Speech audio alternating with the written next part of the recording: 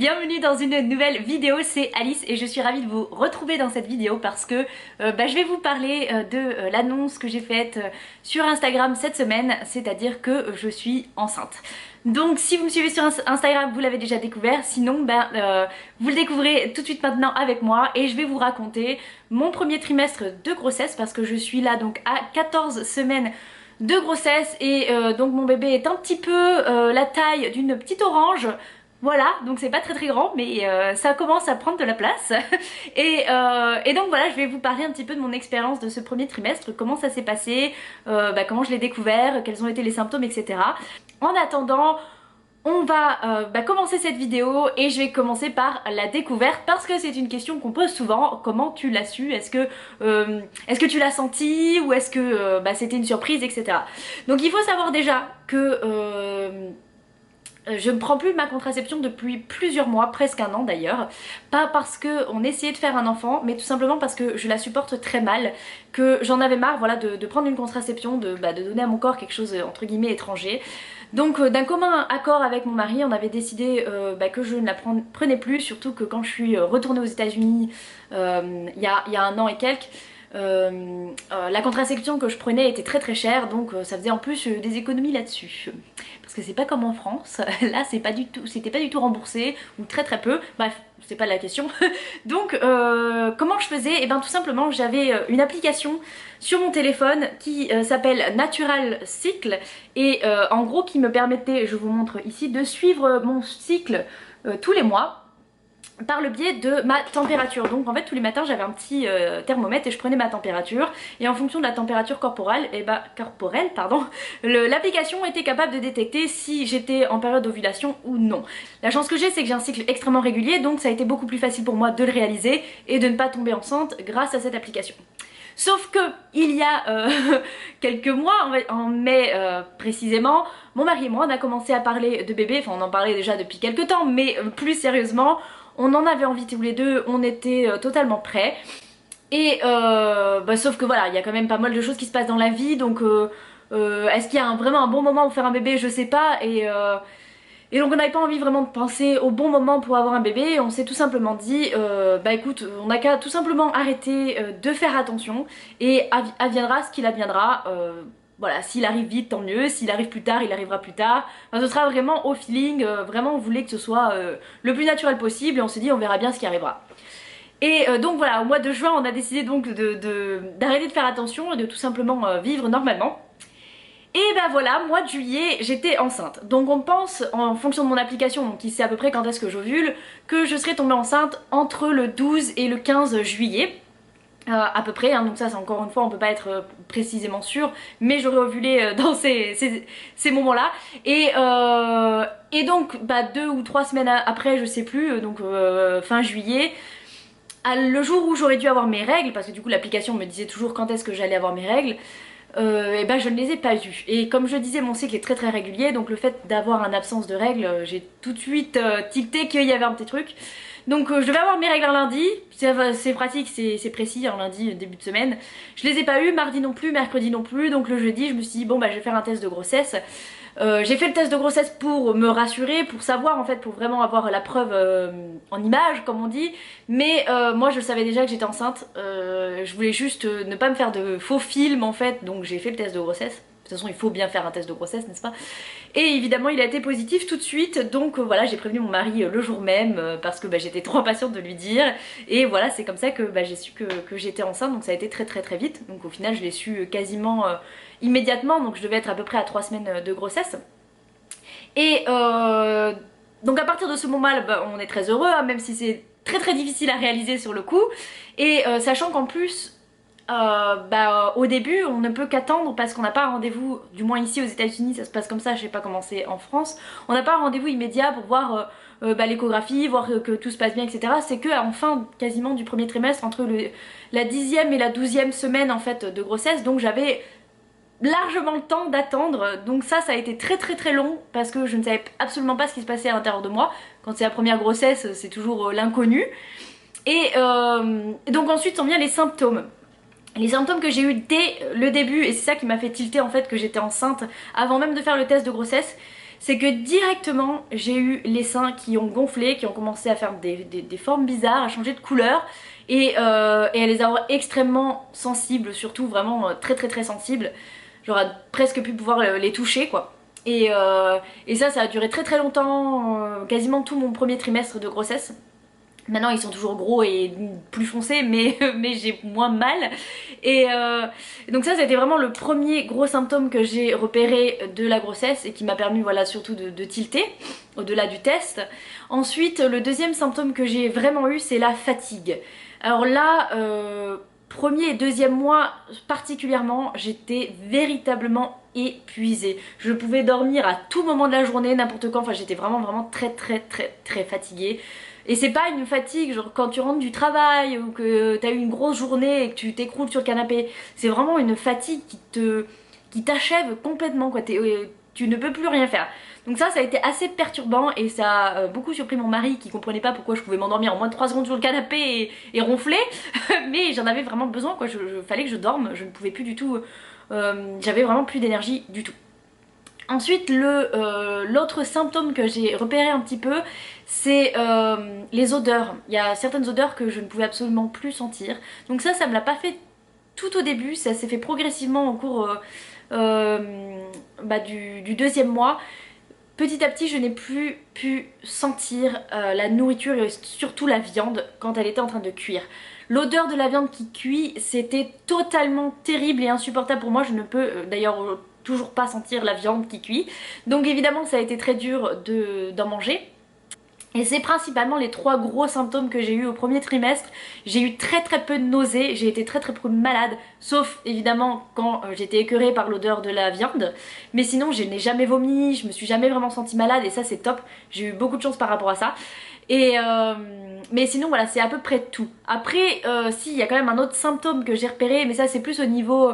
vous savez quand on dit que quand on est enceinte on a des envies particulières, ou au contraire des aversions totales à certaines nourritures. Donc moi en l'occurrence c'était la viande. Quand je sentais l'odeur, parce que quand elle était déjà cuite j'arrivais quand même à la manger. Si je l'avais pas cuisinée quoi ça passe. J'avais du mal à croire à ces envies là de grossesse, qu'on dit qu'on a vraiment envie d'un truc en particulier et qu'on doit le manger. Et en fait bah si, ça arrive vraiment. Et moi au début la chose que j'avais véritablement envie c'était d'un bon sandwich jambon emmental beurre de France, vous savez avec du bon pain là bien bon quoi. Et ici il n'y en a pas, donc j'ai pas pu du tout assouvir cette envie. Donc ça m'a énormément frustrée parce que j'en avais envie mais tous les jours, c'était quelque chose de dingue. Parce que ici le jambon d'une part il est pas bon, et le pain n'en parlons pas. Pour trouver du bon pain ici c'est la croix et la bannière. Donc ça a été très difficile de ce côté là. Après heureusement j'ai eu des grosses envies de pizza, et ça j'ai pu l'assouvir parce qu'on a quand même des pizzas ici qui sont pas trop mal, heureusement. Ça a été les 2 grosses envies. Après de Babybel aussi, je pourrais manger les Babybel tous les jours. Donc voilà un petit peu, ça a été très compliqué pour moi au niveau alimentaire parce que il y avait quasiment rien que j'avais envie de manger. J'aime plus les légumes c'était horrible à manger. J'étais vraiment écœurée quoi par la nourriture, et ça c'est vraiment super bizarre de voir toute cette nourriture que t'as tellement aimée avant et tu ne peux plus du tout la manger. C'est genre je déteste ça quoi, j'aime pas du tout. Donc vraiment très bizarre. Donc au premier trimestre j'ai perdu du poids. Pour 2 raisons. D'une part parce que je pouvais très difficilement manger, ou alors je mangeais des trucs pas très sains. Donc pour quelqu'un comme moi qui mange très sain, qui adore la nourriture équilibrée, qui adore cuisiner, ça a été quand même un coup dur parce que je ne pouvais manger que des trucs vraiment moins sains. Bah, pizza, que des pâtes, j'avais envie de pâtes fromage, crème fraîche, enfin vraiment des trucs pas du tout équilibrés. Donc le premier trimestre j'ai eu beaucoup de mal à manger équilibré, ça n'a pas du tout été facile pour moi à ce niveau alimentaire. Je crois que c'était quasiment le pire. Donc c'est aussi pour ça que j'ai manqué d'énergie aussi, parce que bah, j'avais pas l'alimentation que j'ai d'habitude. J'ai commencé aussi à avoir des boutons sur la figure parce que bah, je mangeais plus de gras. Enfin toutes ces petites choses qui se sont accumulées et qui ont fait que bah, alimentairement parlant c'était pas du tout ça. Donc là je réessaye petit à petit de réintégrer un peu une alimentation beaucoup plus équilibrée maintenant que ça commence à aller mieux, mais ça reste encore délicat.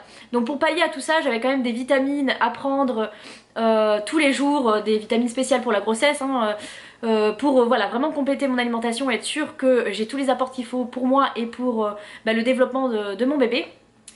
Et donc avec tout ça on en vient au sport, où là ça a été aussi très difficile parce que comme vous en doutez bien, quand on mange peu qu'on n'a pas d'énergie, qu'on est extrêmement fatigué, c'est très difficile de continuer à aller à la salle, c'est très difficile de continuer à s'entraîner. D'autant plus que bon, j'ai eu de la chance, j'ai pas eu de nausée, donc ça m'a pas du tout empêché de faire du sport, mais la fatigue a été, d'habitude on s'entraîne à 5 h du matin en se levant et on y va direct. Là je pouvais plus faire ça parce qu'il fallait que je mange, j'avais très faim en me levant, parce que oui, je pouvais rien manger, mais j'avais la dalle 24 h sur 24, par contre j'avais une faim, j'aurais pu manger un ogre, sauf que bah, malheureusement j'aimais aucune nourriture, donc là contradictoire à mort, j'étais complètement perdue quoi.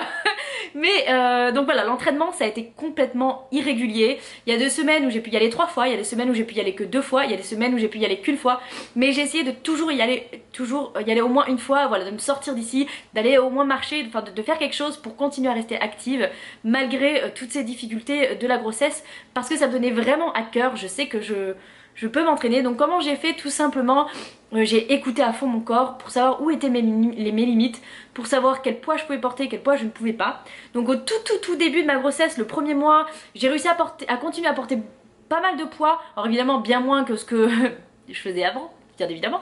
Notamment j'ai continué à faire des squats, j'ai continué à faire du soulevé de terre et à faire évidemment du développé couché, hein. Ça je pouvais pas m'arrêter. En tant que powerlifteuse j'avais besoin quand même de continuer mon entraînement, mais à vraiment un moindre niveau, c'est-à-dire que au lieu de faire très peu de répétitions, donc de 1 à 5 maximum répétitions à poids très lourd, bah, je suis passée plus à 8 à 10 répétitions et à poids bien plus léger. En ce qui concerne comment juger le poids, je faisais vraiment en fonction de comment mon corps réagissait, c'est-à-dire que à ne jamais être essoufflé et à toujours pouvoir avoir quelques répétitions en réserve après la dernière que j'ai faite, pour être sûre de ne pas me pousser trop loin et rester en sécurité, et surtout que, bah, voilà, que mon bébé n'en souffre pas quoi.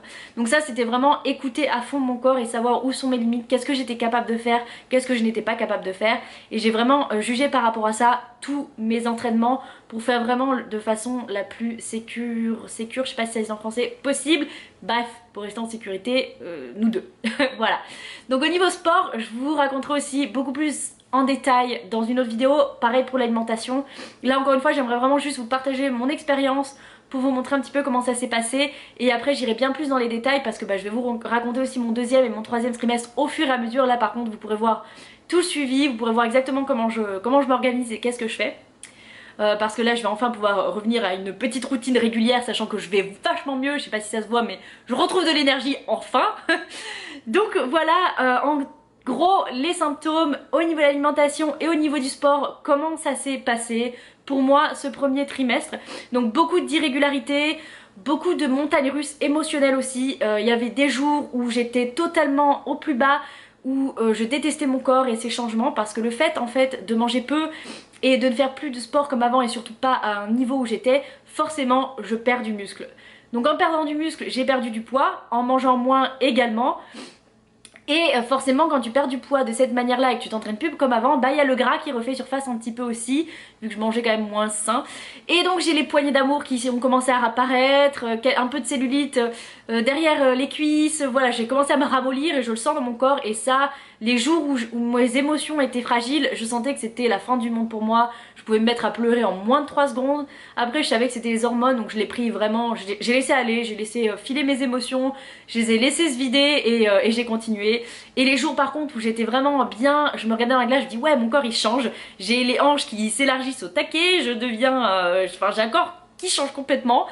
Ben ces jours plus, j'ai essayé d'en profiter au maximum et de me dire bah ouais mon corps il change, peut-être que c'est pas comme je veux qu'il soit, mais c'est pas grave, c'est pour une super raison, c'est pour la plus belle des raisons.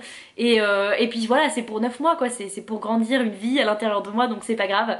Donc oui, j'ai fini par accepter ces changements, par même les trouver beaux, souvent d'ailleurs. Et j'ai hâte de voir comment ça va continuer à évoluer tout au long de ma grossesse. Donc voilà un petit peu ce que je voulais vous raconter pour ce premier trimestre qui a été vraiment donc voilà un ascenseur d'émotions, de changements, de plein de choses que je suis encore en train d'essayer de mettre en place, que je suis encore en train d'essayer de comprendre qu'est-ce qui se passe parce que c'est un petit peu irréaliste. Donc dans les prochaines vidéos, j'aimerais vous raconter exactement précisément l'alimentation pendant la grossesse, qu'est-ce qui se passe, quelles sont les recommandations, comment, qui, pourquoi vraiment précisément. vous parler aussi du sport, comment faire du sport pendant sa grossesse, comment l'adapter, qu'est-ce qu'il y a à faire, qu'est-ce qu'il y a à moins faire, qu'est-ce qu'il faut éviter, etc. Donc là je vais vous faire plusieurs vidéos hein, sur ces sujets là pour que vous puissiez bien comprendre. Et aussi sur toutes ces choses qu'on ne sait pas pendant la première grossesse et qu'on apprend, qu'on découvre au fur et à mesure et qu'on ne vous dit pas forcément non plus, parce que souvent quand vous voyez une femme enceinte on a l'impression qu'elle est magnifique, que c'est tout beau tout rose, mais on vous raconte pas toujours l'arrière du décor. Et moi j'aimerais bien vraiment être totalement transparente avec vous par rapport à ça et vraiment vous faire découvrir avec moi toute cette première grossesse et tout ce qui se passe. Voilà, j'espère que cette vidéo vous a plu, j'ai hâte de partager tout ça avec vous. J'ai hâte aussi que vous me racontez vos expériences, si vous avez déjà été enceinte avant, si vous êtes enceinte maintenant ou si vous voulez l'être et que vous avez plein de questions. Voilà, je serais ravie d'échanger avec vous et j'espère que tout ça, ça vous plaira. Je vous fais d'énormes bisous et je vous dis à très bientôt. Ciao ciao.